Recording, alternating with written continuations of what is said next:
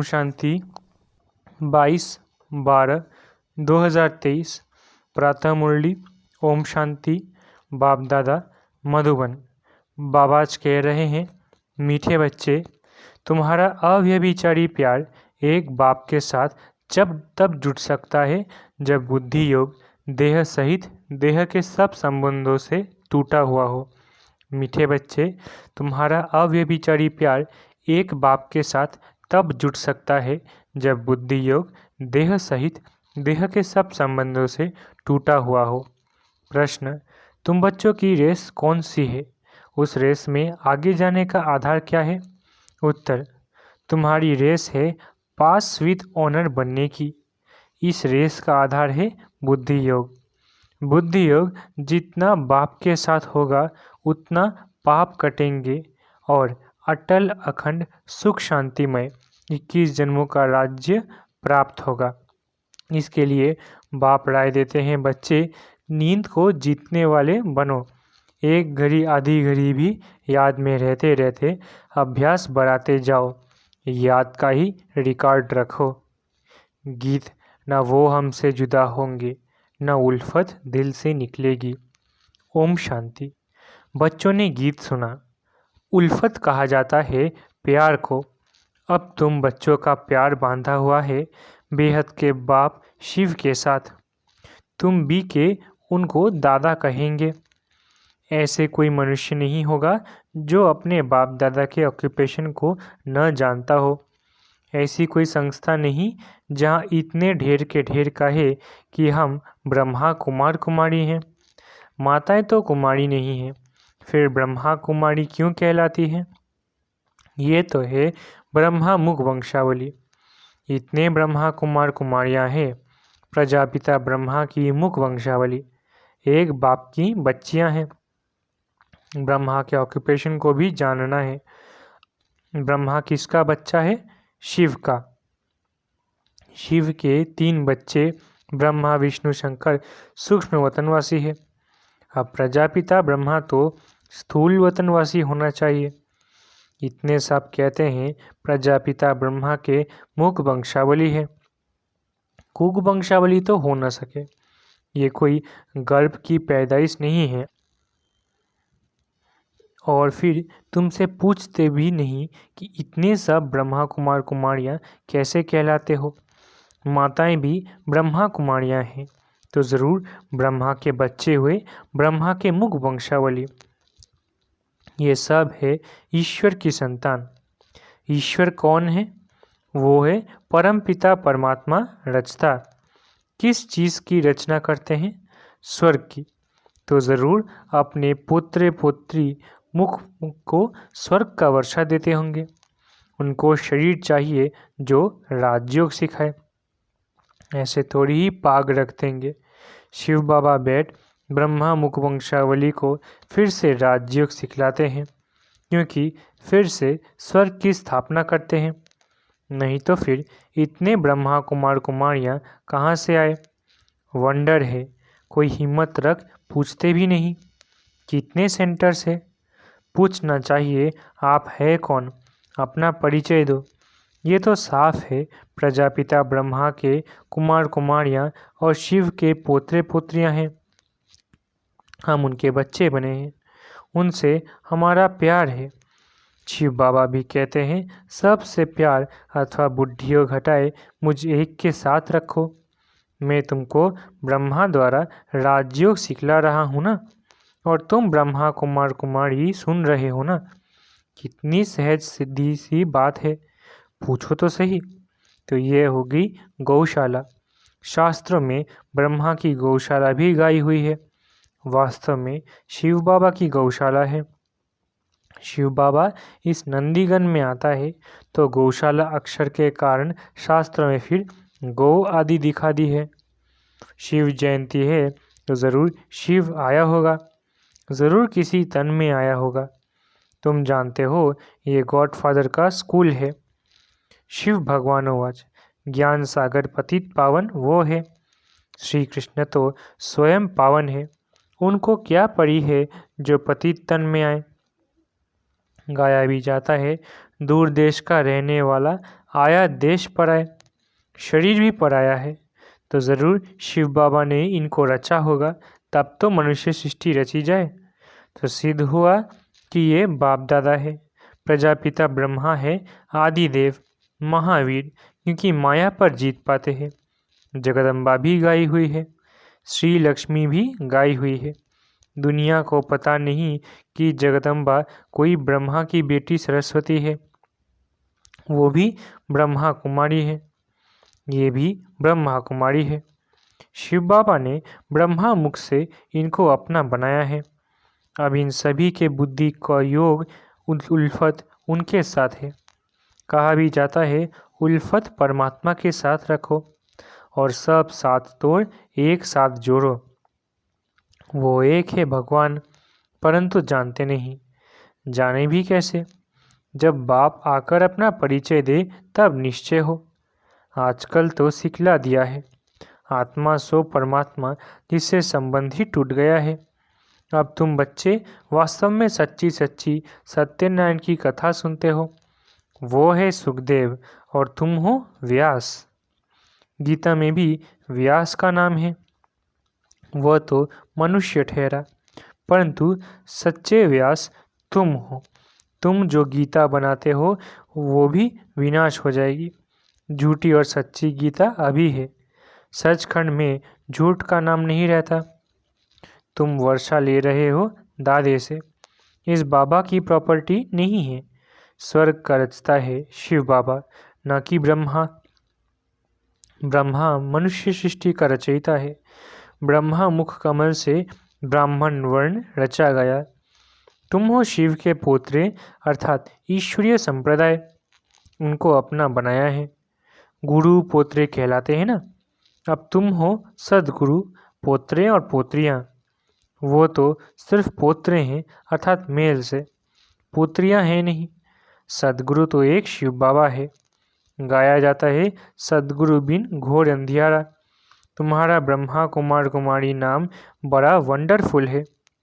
बाप कितना समझाते हैं, परंतु कई बच्चे समझते नहीं हैं। बाप कहते हैं, मुझ बेहद के बाप को जानने से तुम सब कुछ जान जाएंगे। सत्युग त्रेता में सूर्यवंशी चंद्रवंशी राज्य था। फिर रावण राज्य में ब्रह्मा की रात शुरू होती है। प्रैक्टिकल में ब्रह्मा कुमार कुमारियाँ तुम हो। सत्युग को ही स्वर्ग कहा जाता है, जहाँ घी दूध की नदी बहती है। यहाँ तो घी मिलता नहीं। बाप कहते हैं, बच्चे ये पुरानी दुनिया अब विनाश होनी है। एक दिन इस भंभोर को आग लगेगी, सब खत्म हो जाएंगे। फिर मेरे से तो वर्षा पा नहीं सकेंगे। मैं आऊँ तो ज़रूर शरीर का लोन लेना पड़े, मकान तो चाहिए ना। बाबा कितना अच्छा रमणीक रीति से समझाते हैं। तुम अब मेरे द्वारा सब कुछ जान गए हो। यह सृष्टि चक्र कैसे चलता है यह कोई को भी पता नहीं। 84 जन्म कौन लेते हैं? सब तो नहीं लेंगे। जरूर पहले आने वाले देवी देवता ही 84 जन्म लेंगे। अब उनको फिर से मैं राजयोग सिखाता हूँ। भारत को फिर से नर्क से स्वर्ग बनाने मैं आता हूँ। उनको लिबरेट मैं करता हूँ, फिर गाइड बन वापस भी ले जाता हूँ। मुझे ज्योति स्वरूप भी कहते हैं। ज्योति स्वरूप को भी आना पड़े। स्वयं कहते हैं, बच्चे मैं तुम्हारा बाप हूँ। मेरी ज्योति कभी बुझती नहीं। वो स्टार है जो भ्रकुटी के बीच रहते हैं। बाकी सब आत्माएं एक शरीर छोड़ दूसरा लेती है। तो आत्मा रूपी स्टार में 84 जन्मों का पाठ अविनाशी नूंधा हुआ है। 84 जन्म भोग फिर पहले नंबर से शुरू करते हैं, यथा राजा रानी तथा प्रजा। नहीं तो भला बताओ, आत्मा में इतना पाठ कहाँ से भरा हुआ है?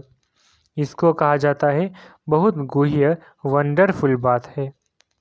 सारी मनुष्य सृष्टि की आत्माओं का पाठ नूंधा हुआ है।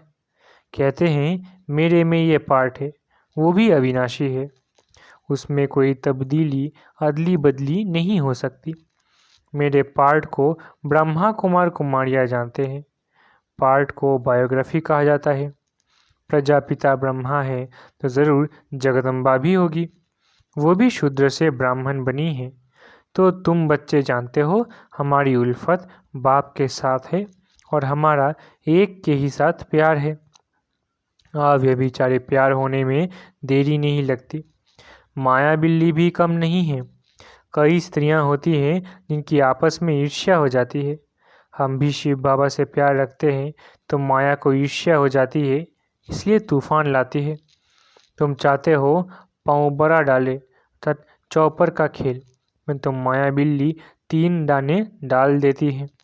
तुम गृहस्थ व्यवहार में रहते हो, सिर्फ तुम्हारा बुद्धि योग देह सहित देह के सब संबंधों से हटाए कहते हैं मेरे को याद करो। मैं तुम्हारा मोस्ट बिलवेड बाप हूँ। मैं तुमको स्वर्ग का मालिक बनाऊंगा।